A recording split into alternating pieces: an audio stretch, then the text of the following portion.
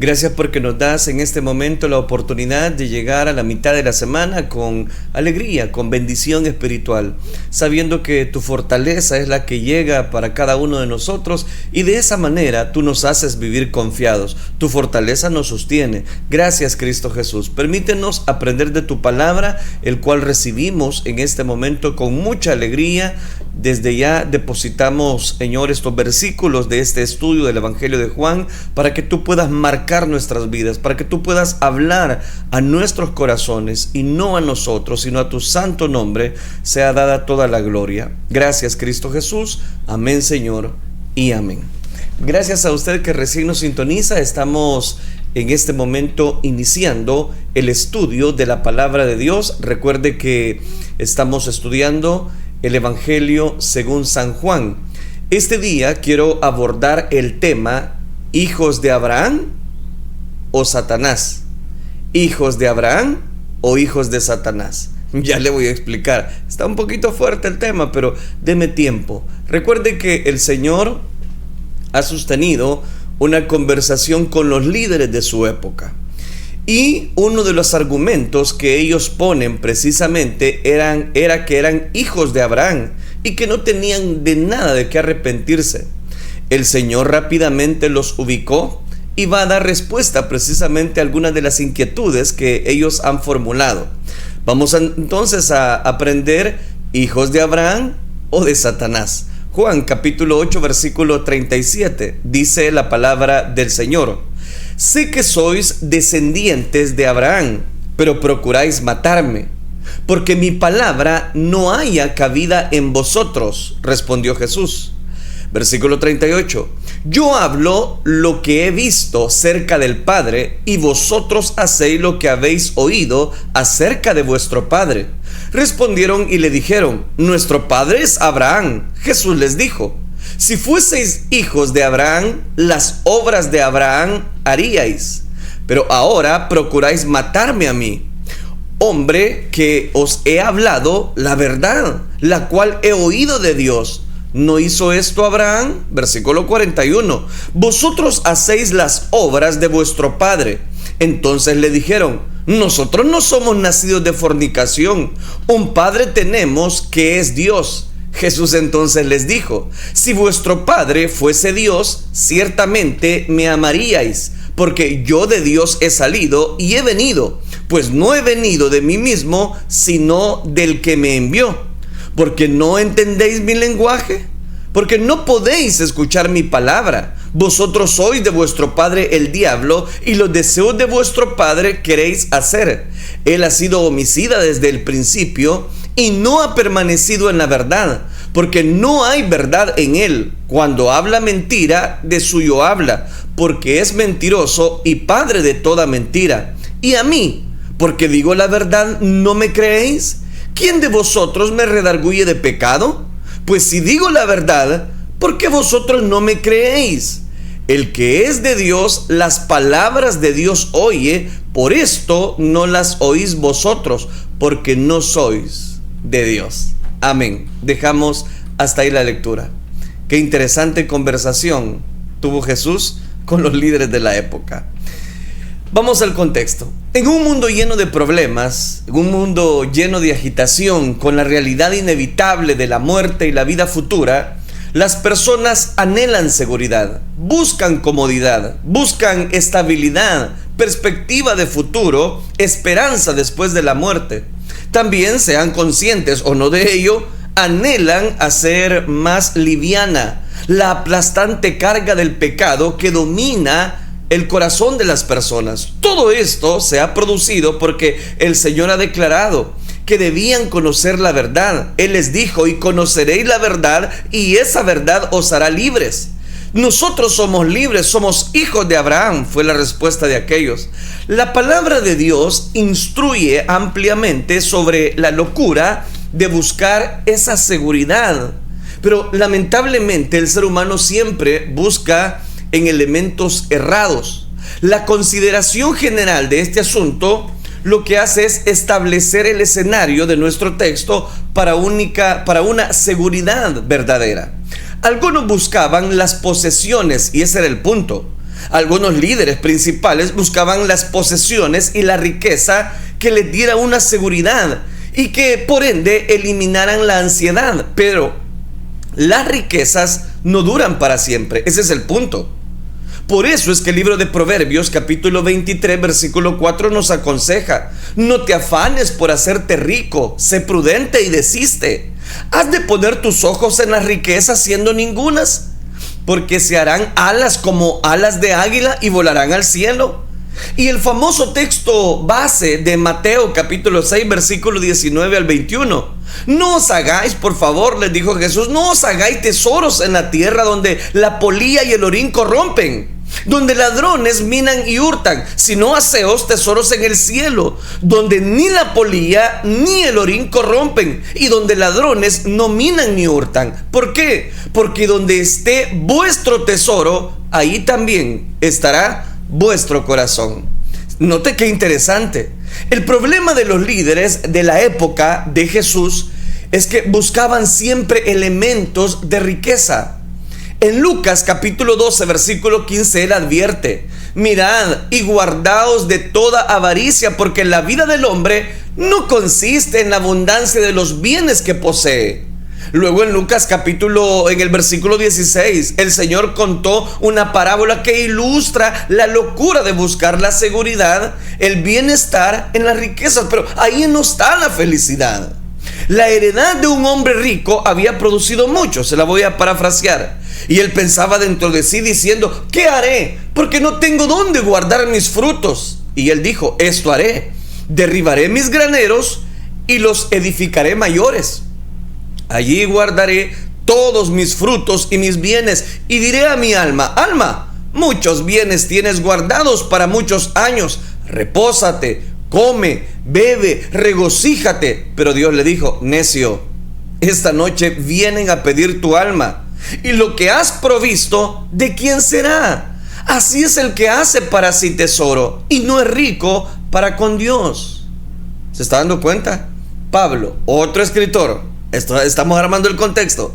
Pablo, otro escritor, le dice a Timoteo: a los ricos de este siglo manda que no sean altivos, ni pongan la esperanza en las riquezas, las cuales son inciertas, sino en el Dios vivo, que nos da todas las cosas en abundancia para que las disfrutemos.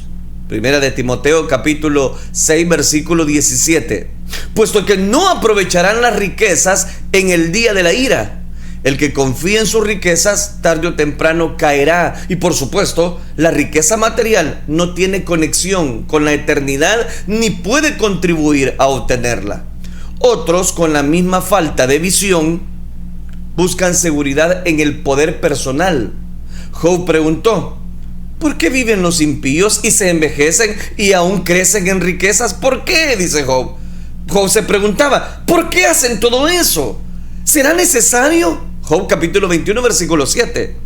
Pero ese poder es efímero y muchas personas quieren poder, pero ese poder no los va a llevar a la felicidad. Ese poder es efímero, provee una esperanza falsa de estabilidad. Como dijo el rey David: vi yo al impío sumamente enaltecido y que se extendía como laurel verde, pero el paso, y he aquí, ya no estaba. Lo busqué y no fue hallado. Salmo capítulo 37.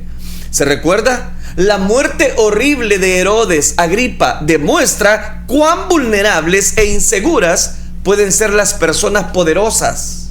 Dice el libro de los Hechos capítulo 12 versículo 21: y un día señalado, Herodes, vestido de ropas reales, se sentó en el tribunal y les arengó. Y el pueblo aclamaba gritando: voz de Dios y no de hombre. Al momento, un ángel del Señor le hirió, por cuanto no dio la gloria a Dios, y expiró comido de gusanos. ¿Quiénes creen que puede calmar la angustia de sus corazones con su posición social, su prestigio? También saldrán tarde o temprano desilusionados. Este es el problema. Los escribas y los fariseos amaban los primeros asientos en las cenas y las primeras sillas en las sinagogas. Lo dice Mateo capítulo 23 versículo 6. además de las salutaciones en las plazas. Lucas 11:43. Ignoraban el consejo del sabio Salomón. No te alabes delante del rey, ni estés en lugar de los grandes, porque mejor es que te diga, sube acá, y no que seas humillado delante del príncipe a quien han mirado tus ojos. A pesar de su imagen religiosa, impresionante, los fariseos de los tiempos de Jesús eran en realidad los hijos del infierno. No tengo otro título. Por más que quise buscar otro tema, no hay. Ese es el tema. ¿Hijos de Abraham o hijos de Satanás? También están quienes con narcisismo buscan su seguridad en la apariencia física. No se dan cuenta de que engañosa es la gracia en una apariencia física. No se dan cuenta de que engañosa es la gracia y vana la hermosura. Por ejemplo, se recuerda del rey Saúl. Era joven, hermoso, de buen parecer, dice la Escritura. Entre los hijos de Israel no había otro hermoso como él. Primer libro de Samuel, capítulo 9, versículo 2. Aún así, fue un fracaso como rey. Y al final se suicidó tras una derrota en una batalla. Absalón, el hijo de David, también era atractivo, hermoso. Y no había en todo Israel, dice la palabra, ninguno tan alabado por su hermosura como Absalón. Desde la planta de su pie hasta la coronilla no había en él defecto, dice la Escritura, cuando se cortaba el cabello, lo cual hacía al fin de cada año, pues él causaba molestia y por eso se lo cortaba. Pesaba el cabello de su cabeza 200 ciclos de peso real. ¿Cree que me estoy inventando esto? No, por eso le doy la cita. Segundo libro de Samuel, capítulo 14, versículos 25 y 26. Ahí está.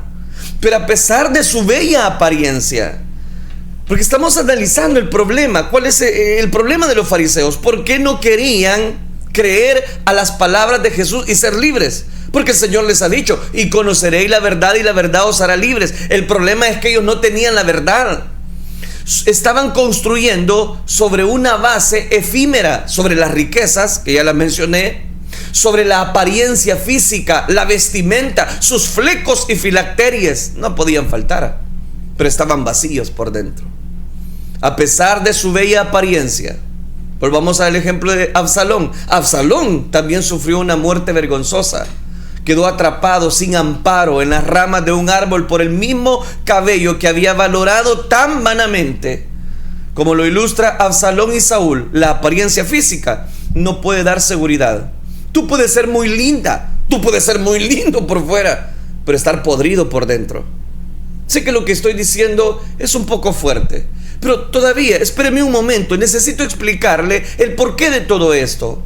Si alguien hubiera podido darle descanso y paz a su corazón con las cosas terrenales, ese era Salomón. Cuando lo registra en el libro de Eclesiastés, él lo intentó todo. Sabiduría humana, registra el libro de Eclesiastés, buscó en la sabiduría humana, en el hedonismo, en el entretenimiento, en el mismo sexo, trabajo, en la riqueza, pero después de experimentarlo todo, su conclusión era que tales búsquedas son más que absurdo, es correr tras el viento. Al final, Salomón se dio cuenta de que la seguridad viene de estar relacionado correctamente con Dios. El fin de este asunto es que ya se ha escuchado todo. Teme pues a Dios y cumple sus mandamientos, porque es el todo del hombre. Como Salomón descubrió, cualquier intento, oiga bien, cualquier intento de ubicar la seguridad y esperanza en cosas temporales y terrenales en lugar de Dios, está condenado al fracaso. No hay otro destino para usted.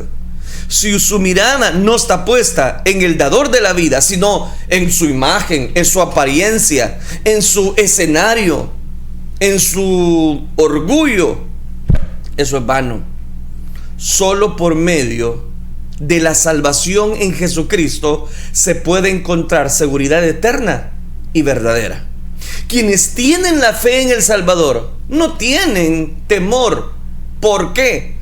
porque ni la muerte ni la vida, ni los ángeles, ni los principados, ni los demonios, ni lo presente, ni lo porvenir, ni los poderes, ni lo alto, ni lo profundo, ni ninguna cosa creada nos podrá separar del amor de Dios que es en Cristo Jesús. Romanos lo dice, 8:38.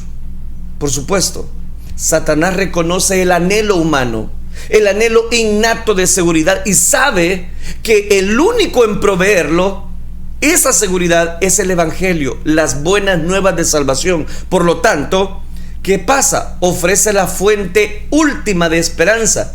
¿Y cuál es la fuente última de esperanza? Mentiras. La religión falsa. La religión falsa es su estrategia mortal. ¿Por qué? Porque hace pensar a las personas que están bien con Dios, cuando en realidad no lo están. Piensan que están bien, pero están llorando por dentro. Piensan que todo está caminando bien, pero saben que están despedazados por dentro, porque nadie ha podido llenar el vacío que usted siente. Y es que solo Cristo lo puede hacer. En este tema, Dios sigue el diálogo que comenzó en el versículo 31. El Señor confrontó la seguridad falsa que buscaban los judíos en su legalismo de su propia, si usted me lo permite, justicia. Mientras lo hacía, los líderes judíos a los que Él se dirigía aumentaban su hostilidad hacia Él. De hecho, su odio era tan intenso que ya estaban planeando matarlo. Ya lo vamos a ver. Pero en lugar de retractarse o suavizar su mensaje, el Señor ni suaviza el mensaje, ni oculta el mensaje, sino cada vez su mensaje es más fuerte. Se hizo más directo, se hizo más cruel, al punto de identificar a sus enemigos como hijos del diablo. Y a partir de este momento en el Evangelio de Juan se les da el título de hijos del diablo. Jesús demolió la falsa seguridad de los judíos sobre la vida eterna con Dios. Refutó cada una de tres afirmaciones: la de ser hijos físicos de Abraham, y se lo voy a mostrar. 2, la de ser hijos espirituales de Abraham. Y 3, la de ser hijos de Dios. Veamos la primera, la afirmación de ser hijos de Abraham. Qué erróneo cuando las personas tienen un concepto equivocados de sí mismos, porque esto es lo que vemos en este momento. Vea lo que dice el versículo 37. Sé que sois descendientes de Abraham, pero procuráis matarme, porque mi palabra, le dijo el Señor, no haya cabida en vosotros. Y el versículo número 38. Yo hablo lo que he visto cerca del Padre, y vosotros hacéis lo que habéis oído cerca de vuestro Padre. Mire qué interesante. La afirmación de ser hijos físicos de Abraham. Jesús reconoció la validez de la afirmación de los judíos hecha en el versículo 33. Eran descendientes físicos de Abraham. Claro, por supuesto, estaban las genealogías. También sabían que su seguridad estaba basada principalmente en ese hecho. Creían que solo por ser descendientes de Abraham tenían garantizada la entrada en el reino de Dios. Y no es así.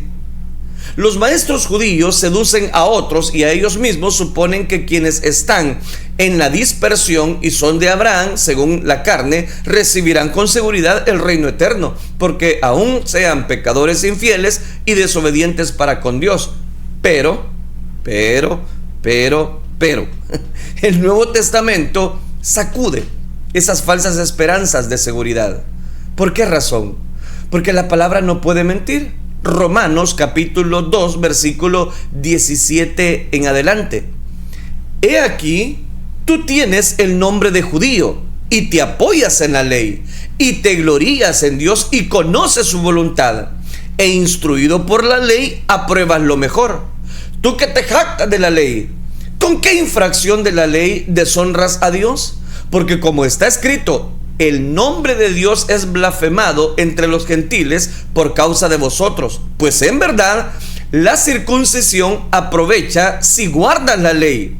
Pero si eres transgresor de la ley, tu circuncisión viene a ser incircuncisión. Si pues el incircunciso guardare las ordenanzas de la ley, no será teñida esa circuncisión. Y el que físicamente, dice Pablo, es incircunciso, pero guarda perfectamente la ley, se condena. ¿Me está escuchando?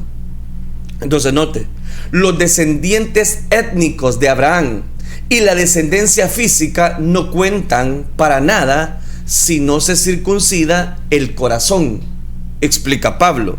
La limpieza del pecado efectuada por el Espíritu en la salvación, sin eso, todas las bendiciones y ventajas prometidas a los judíos, que son muchas, finalmente no significan nada. Por eso es que Pablo en Romanos 9 declara: no todos los que descienden de Israel son israelitas. Nadie se salva tan solo por tener a Abraham de ancestro. Solo se salvará el remanente de los creyentes, comprendido por los judíos que vienen de fe verdadera en Jesucristo, como lo apuntó en el versículo 27. También Isaías clama tocante a Israel: si fuera el número de los hijos de Israel como la arena del mar, tan solo el remanente será salvo. A los Gálatas Pablo escribe: así Abraham creyó a Dios y le fue contado por justicia. Sabed por tanto de los que son de fe, estos son hijos de Abraham, de modo que la fe son bendecidos con el creyente Abraham. Note, las acciones de los oponentes de Jesús, que es todo el diálogo que estamos viendo. Las acciones de los oponentes de Jesús mostraban que no estaban entre el remanente de creyentes. Jesús les dijo: Abraham vuestro padre se gozó de que había de ver mi día, y lo vio y se gozó. Abraham anhela la venida del Mesías, quien sería el cumplimiento final de las promesas que Dios le hizo. Pero los judíos buscaban matar a Jesús, el Mesías que Abraham había esperado. Y a diferencia de Abraham, quien creía en la palabra de Dios, la palabra no hallaba cabida en ellos. Rechazaban su esencia, rechazaban todo el señorío de Dios. Pero note, el Señor continuó con la explicación de lo que implicaba lógicamente la dureza del corazón. Y Él les dijo: yo hablo lo que he visto cerca del Padre, y vosotros hacéis lo que habéis oído cerca de vuestro padre. Jesús les hablaba de las realidades celestiales, de la verdad divina que solo podría revelarse porque él había oído del Padre. Note, pero rechazaron las palabras de Jesús y en su lugar, ¿qué hicieron? Hicieron lo que habían oído de su Padre. De la misma forma, la conducta de Jesús probaba que su Padre era Dios. La conducta de los enemigos probaba que su padre no era Dios, sino el diablo. Por lo tanto, ellos no lo conocían verdaderamente. Tampoco entendían sus palabras como lo está mencionando su palabra. Y como no lo conocían, tampoco conocían a su Padre, como Jesús les dijo antes: ni a mí me conocéis, ni a mi Padre. Si a mí me conocieseis, también a mi Padre conocerías. Vaya, primer argumento, refutado. Segundo, la afirmación de ser hijos espirituales de Abraham. Claro que sí, eran hijos espirituales. Versículo número 39. Ellos responden: nuestro padre es Abraham. Jesús les dijo: si fueseis hijos de Abraham, las obras de Abraham, note qué interesante, las obras de Abraham haríais. La respuesta de los judíos indica que una vez más no captaron la importancia de las palabras de Jesús. Nuestro padre, dijo, es Abraham. Insistían amargamente en que también eran hijos espirituales de Abraham. Esto es, que seguían el patrón abrámico de la fe en Dios. La respuesta del Señor así lo revela, pues lo llama a mostrar la justicia característica de Abraham. El cuestionamiento de Jesús señalaba la gran discrepancia entre sus actos y los de su patriarca. De esa manera está refutando el Señor lo que ellos están diciendo. Si fueseis hijos de Abraham, las obras de Abraham haríais. En otras palabras, si fuesen hijos de Abraham, como ustedes dicen, harían las obras que él hizo. Abraham era un hombre de fe extraordinaria, recuerde eso. Registra Génesis capítulo 15 versículo 6. Registra que él creyó en el Señor y el Señor lo reconoció a él como justo.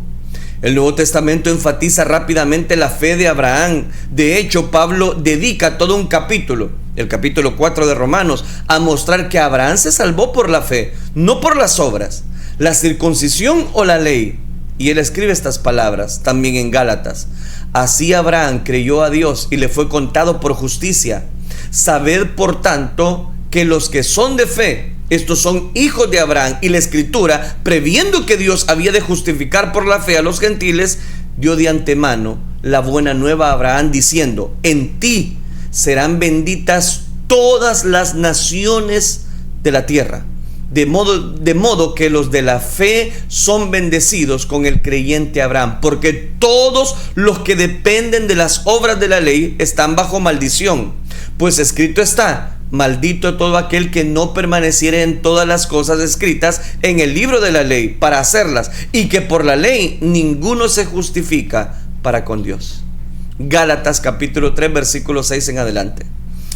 El escritor de Hebreos también alabó la fe de Abraham y lo puso como ejemplo a seguir, allá en la galería de la fe de Hebreos 11. Sin embargo, a diferencia de Abraham, los oponentes de Jesús intentaban obtener el favor de Dios por sus propias obras de justicia. No seguían el ejemplo del patriarca, pues los de la fe son bendecidos con el creyente Abraham. Si de verdad hubieran sido hijos de Abraham, como ellos lo están declarando, los oponentes de Jesús habrían hecho las mismas obras que él hizo. El testimonio de Dios relativo a Abraham era este: oyó Abraham mi voz y guardó mi precepto, mis mandamientos, mis estatutos y mis leyes. A un hombre que les hablaba la verdad, que había oído de Dios, tales intenciones asesinas estaban lejos de la obediencia de Abraham, porque buscaban matarle. La desobediencia y el rechazo que mostraban para con Dios, para con el Hijo de Dios, probó de modo concluyente que no eran hijos espirituales de Abraham. No es necesario decirlo. No hizo esto Abraham. Jamás iba a ser tal vileza. El contraste entre Abraham y los oponentes de Jesús era agudo. Abraham no era un asesino. Ellos buscaban matar a Jesús. Abraham obedecía y amaba la verdad. Ellos rechazaban la verdad con vehemencia. Abraham le dio la bienvenida a Dios. Génesis capítulo 18 versículo 1. Ellos lo rechazaron. No sorprende que Jesús les volviera a decir: vosotros hacéis las obras de vuestro padre. La implicación clara, como en el versículo 38, era que su padre no era ni Dios ni Abraham, sino que ellos eran hijos de Satanás. Versículo 40. Pero ahora procuráis matarme. Ahí está. Procuraban matarle. Hombre, os he hablado la verdad. Yo soy la verdad, les ha dicho, lo cual he oído de Dios. No hizo esto Abraham. Él no lo está haciendo. Y ustedes dicen que son hijos de él. Si fueran hijos de él, actuarán como Abraham. Versículo 41. Vosotros hacéis las obras de vuestro padre. Entonces le dijeron: nosotros no somos nacidos de fornicación. Un padre tenemos, le dijeron, que es Dios. Pero mire el corazón inquietante, y si usted me lo permite, de estas personas. Habían llegado, si usted me lo permite, a un momento en el cual ellos no se fijaban que cuán endurecido estaba su corazón. Segundo argumento, refutado de parte de Dios para con ellos. Tercer argumento, la afirmación de ser hijos de Dios. Mire qué interesante. Ellos afirmaban: tenemos un Padre, un Dios. 42. Jesús entonces les dijo: si vuestro Padre fuese Dios, ciertamente me amaríais, porque yo de Dios he salido y he venido, pues no he venido de mí mismo, sino, note, que el que me envió. Ahí está la clave. Pero ellos no lo querían ver de esa manera. Los judíos, enfurecidos precisamente por la insistencia continua de Jesús, de que no eran descendientes espirituales de Abraham, arremetieron contra él con insultos feroces, la declaración burlona: nosotros no somos nacidos de fornicación, le dijeron. Sin duda, era una referencia de menosprecio a la controversia que rodeó el nacimiento de Jesús. Recuerde, José y María, ellos están hablando ya en un sentido burlesco. En otras palabras, implicaba que el nacimiento de Cristo, a diferencia del de ellos, era ilegítimo. Los líderes judíos insistieron: un padre tenemos que es Dios. Sin duda tenían en mente pasajes del Antiguo Testamento como el de Éxodo capítulo 4 versículo 22, donde dice: Israel es mi hijo, mi primogénito. Jeremías 31:9, soy a Israel por padre e Efraín es mi primogénito. Es cierto que Dios era el padre de todo Israel en el sentido nacional, pero hablando espiritualmente, solo era el padre de quienes habían llegado verdaderamente a la fe salvadora. Tal vez en este punto los oponentes de Jesús comenzaron a captar lo que Jesús iba a decir pronto, que eran hijos de Satanás. En respuesta, ¿qué hacían? Sostenían, por lo tanto, no podían ser hijos de Satanás porque él era el padre espiritual de los paganos. Así aseveraban con confianza que eran hijos de Dios. Pero aquí está el problema: su orgullo era claramente falso, como Jesús les dijo: si vuestro padre fuese Dios, ciertamente me amaríais, porque yo de Dios he salido y he venido, pues no he venido de mí mismo, sino que Él me envió. Quienes profesan amor a Dios, pero rechazan a quien de Dios ha salido y ha venido, no pueden ser verdaderos hijos de Dios. ¿Por qué? Por rehusarse a aceptar a Jesús, los líderes judíos socavaron completamente su afirmación de que Dios era su Padre. Como Jesús les había dicho antes: el que no honra al Hijo, no honra al Padre que le envió. Después Él les advirtió: el que me aborrece a mí, también a mi Padre aborrece. Los verdaderos hijos de Dios se caracterizan por el amor a su Hijo. Entonces note, hermanos amados, debemos amar al que nos salvó. Luego el Señor les hizo una pregunta retórica. Ya les he explicado en este programa qué es una pregunta retórica, pero vamos a la pregunta: ¿por qué no entendéis mi lenguaje? ¿Por qué no entienden? ¿Por qué no entendéis lo que les estoy tratando de decir? ¿Por qué no podéis escuchar mi palabra? Les dice en el versículo, específicamente en el versículo número 43.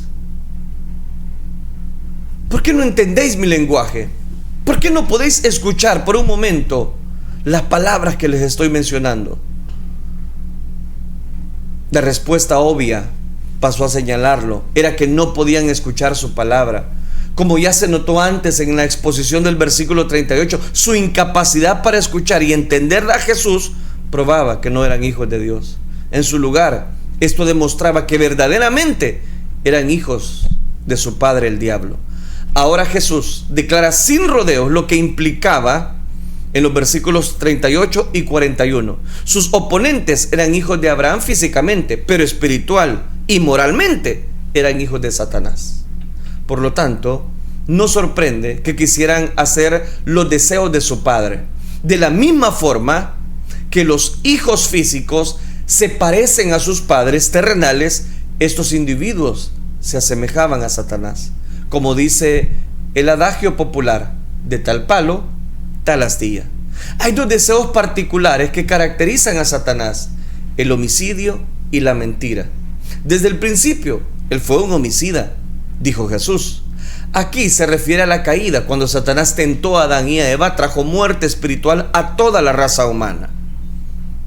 Ni siquiera le importan los hombres más malos, los más devotos a su servicio. Solo son peones que Satanás usa como intento contra Dios.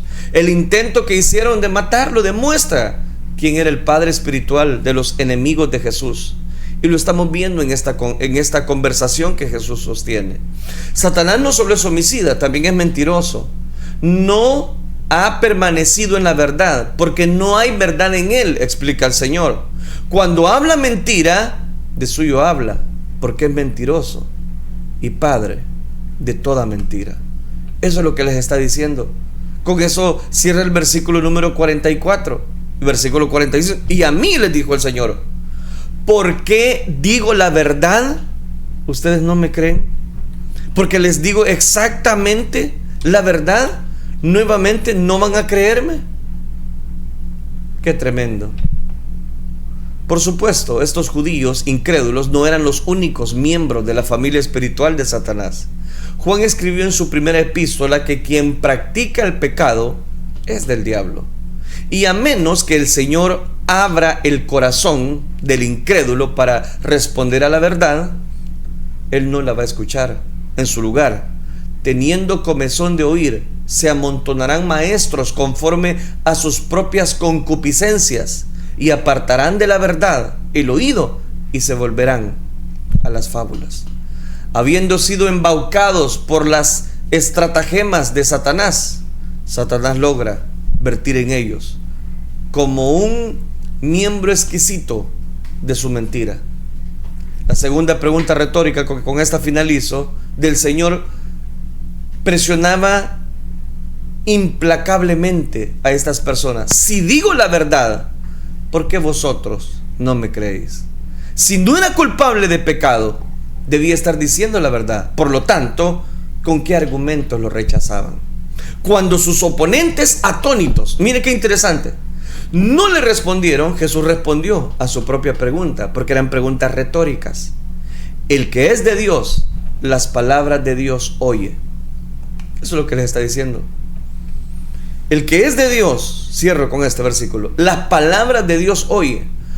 Por esto no las oís vosotros, porque no sois de Dios. Duro. El silogismo es claro. La lógica del Señor es perfecta, irrefutable. El que es de Dios oye las palabras de Dios. Ellos no la oyen. Luego, ellos no son de Dios. Aquí viene el punto y el tema. ¿Hijos de Dios o hijos de Satanás? Y dado las características de los hijos de Dios y los hijos de Satanás, como lo había hecho ya Juan el Bautista antes de Jesús, él demolió la falsa esperanza de seguridad que los judíos buscaban para ser descendientes de Abraham. Aunque afirmaban ser hijos de Abraham, Jesús les dejó claro que en lo espiritual eran hijos de Satanás. A menos que se arrepintieran, estaban destinados a participar del castigo del diablo. Lo mismo es cierto para quien pone su esperanza en algo diferente a la persona y la obra de Jesucristo. Si tu esperanza está en las cosas pasajeras de este mundo, si tu esperanza está en la hermosura que tú tienes, en las riquezas que has logrado acumular, tu esperanza es efímera. La única esperanza está en Cristo Jesús. Él es, cierro con esto, el único camino de salvación. Oremos. Padre, gracias te damos porque tú has sido bueno con nosotros. Gracias porque nos entregas tu palabra y ahora la recibimos con gozo. Ayúdanos, Dios mío, a entregarnos completamente a ti, que las obras que encontramos en tu palabra son las que tú nos ayudes a manifestar al mundo. Señor, claramente encontramos que por los frutos nos iban a conocer. Ayúdanos a dar frutos dignos de arrepentimiento. Y planta que no plantó mi Padre será desarraigada, como tú lo dijiste. Gracias te damos por el pensamiento de este día, y no a nosotros, sino a tu santo nombre sea toda la gloria. Amén, Señor, y amén.